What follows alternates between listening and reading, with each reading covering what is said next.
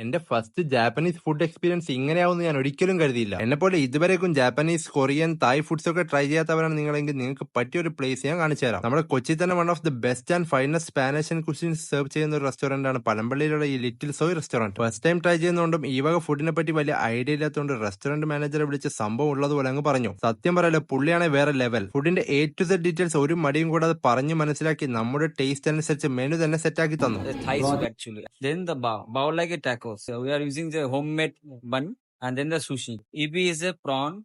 Okay, and popcorn. സ്റ്റാർട്ടേഴ്സിൽ Thai tom yum സൂപ്പും chicken ഡംപ്ലിങ്സും തായ് dishes ആയി ഒരു തായ് ക്രിസ്പി ചിക്കനും ഓർഡർ ചെയ്തു. Oh my god. ഞങ്ങൾ രണ്ടുപേരും ഈ ഡിഷസ് ഒക്കെ ആദ്യമായിട്ടാണ് കഴിക്കുന്നെങ്കിൽ ഒന്നുപോലും ബാക്കിയില്ലാതെ ഫുൾ കാലിയായി. പിന്നെ മെയിൻ കോഴ്സിൽ ഓർഡർ ചെയ്തത് ഈ ഒരു ബീഫ് റാമൻ ആയിരുന്നു. This is a Ichiraku ramen from Japanese ramen.